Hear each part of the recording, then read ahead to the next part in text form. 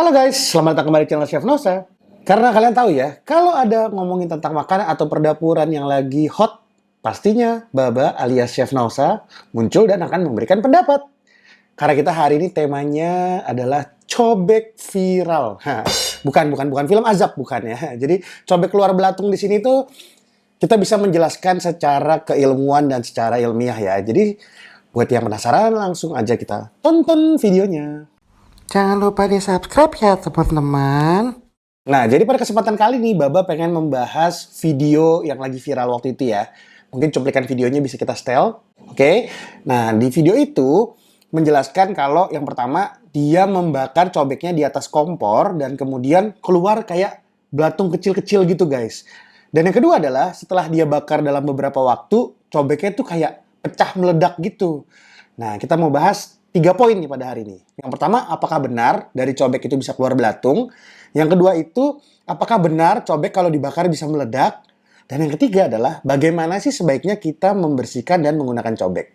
Nah, mungkin di sini teman-teman ada yang udah pernah dengar tentang teori biogenesis dari Louis Pasteur ya.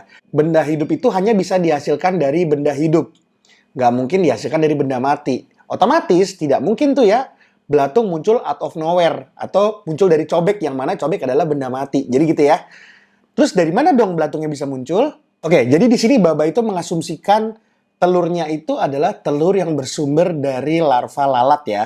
Jadi dari telur lalat gitu guys. Karena memang lalat yang biasa kita temui di dapur atau di makanan. Kalau kita bicara tentang lalat, di sini kemungkinan ada dua. Yang pertama adalah belatung itu muncul karena adanya telur lalat yang terdapat di bahan makanan yang kalian gunakan untuk dicobek itu ya. Biasanya untuk bikin sambal kan ada cabai, kemudian ada terasi, kemudian ada bawang-bawangan yang mungkin pada saat kalian beli di pasar gitu ya, pengolahannya itu kurang higienis gitu ya, atau penyimpanannya tidak higienis, dan kalian pada saat proses pengolahannya itu tidak benar-benar mencuci dengan bersih.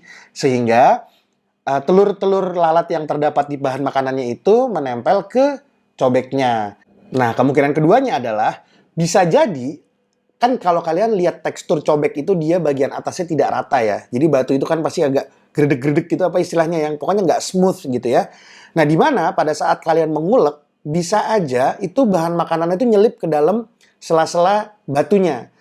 Nah, coba kita pikirkan, bayangkan kalau seandainya cobek batu itu punya rongga-rongga. Nah, di mana pada saat kalian ngulek nih, kalian udah cuci, tapi setelah kalian cuci, masih ada sisa-sisa bahan makanan yang menempel di sana, kemudian dihinggapi lalat, karena proses penyimpanannya nggak steril mungkin, terus lalatnya itu bertelur, dan telurnya masuk ke dalam rongga-rongga cobeknya.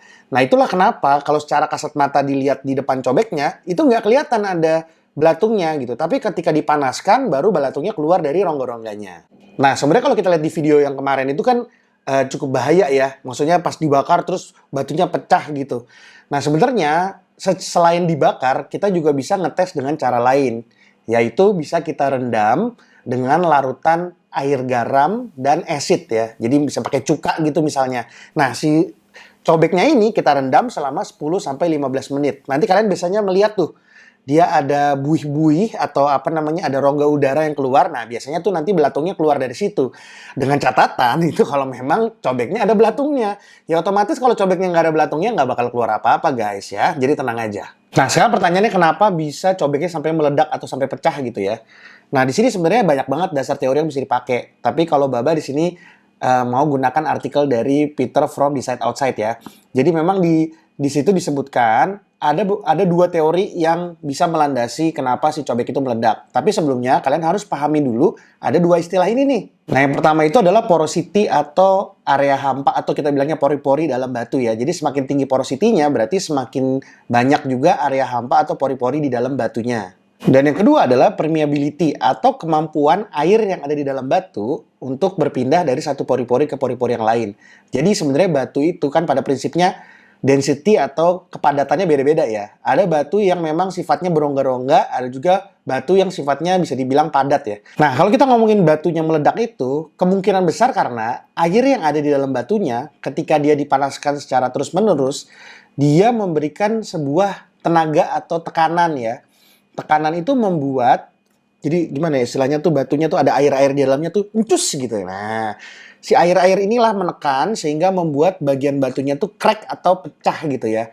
Nah, jadi semakin dia kemampuan permeability-nya semakin rendah, ya otomatis bisa semakin buar gitu. Nah, karena si pori-porinya itu kan tidak bisa kemana-mana, jadi dia akhirnya membuat si batu itu menjadi crack atau pecah. Jadi kalau kita bicara kepadatan batu itu kan berbeda-beda ya, otomatis dicobek juga begitu. Ketika dipanaskan, mungkin ada jenis batu yang memang dia bisa sampai meledak. Tapi ada juga mungkin yang dia cuma sampai crack atau sampai pecah aja gitu. Jadi ya beda-beda ya.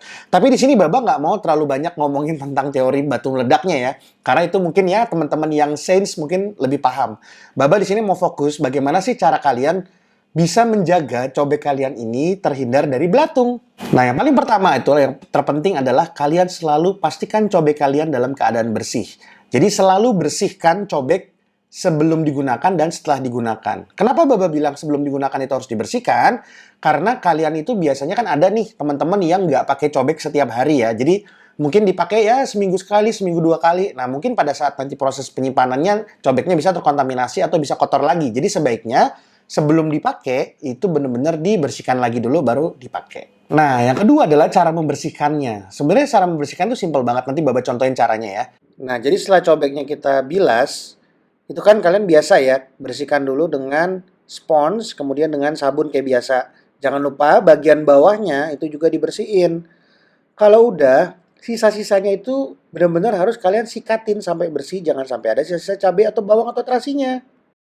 Tapi kalian harus benar-benar pastikan, kadang-kadang nih kalau kita habis ngulek nih, itu kan suka ada sisa-sisa makanan yang nempel di cobeknya tuh. Kayak sisa-sisa bawang, atau sisa cabai, sisa terasi. Biasanya tuh dia warnanya agak berubah tuh. Jadi agak kemerahan atau kekuningan gitu ya. Nah itu yang benar-benar harus kalian bersihin banget. Karena mungkin itulah nanti yang akan menjadi pengundang serangga gitu, yang mengundang lalat gitu sehingga lalatnya hinggap di situ. Nah, pada saat penyimpanan cobeknya itu juga penting ya. Kalau bisa kalian jangan simpan cobek dalam keadaan lembab. Karena lembab itu pastinya mengundang serangga, guys. Jadi sebaiknya gimana? Sebaiknya cobeknya itu dijemur dulu ya. Dijemur di tempat yang pastinya steril ya. Di tempat rak piring dan lain sebagainya. Setelah ditiriskan benar-benar kering, baru disimpan di rak piring dalam keadaan telungkup gini apa ya. Istilahnya bagian yang biasanya kita pakai buat ngulek itu di bawah. Untuk memastikan tidak ada kontaminasi dari serangga. Nah, yang kedua, kalian juga bisa mengeringkan dengan cara dibakar di atas wajan. Tapi kalau Baba saranin, jangan dibakar direct dengan api. Tapi kita kasih jeda ya. Misalkan di sini ada api, kemudian kita kasih kayak rak gitu, baru di atasnya cobeknya. Jadi cobeknya nggak kena langsung ke batunya. Dan itu cukup kalian lakukan sampai seluruh permukaan cobeknya kering. Jadi Jangan sampai nanti terlalu panas cobeknya, nanti dia bisa crack ya. Jadi benar-benar hanya sampai dengan seluruh permukaannya kering, kemudian bisa kalian simpen deh. Nah, tempat penyimpanan cobek sebaiknya di mana? Kalau menurut Baba ya, lebih baik di lemari piring ya. Jadi dengan keadaan yang tertutup. Tapi perlu diwaspadai nih, jangan sekalian taruh di laci bawah.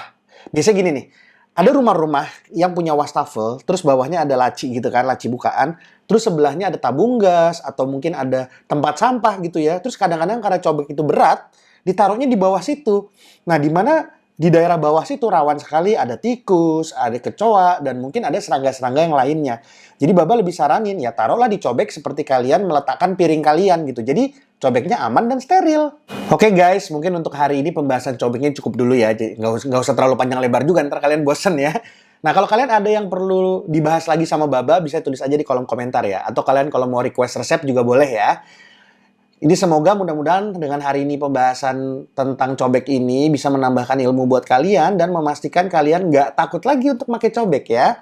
Terima kasih udah nonton channel Chef Nausa. Kalau kalian suka dengan konten seperti ini, jangan lupa di like, komen, dan subscribe ya. Sampai ketemu lagi. Bye! Jangan lupa di subscribe ya teman-teman.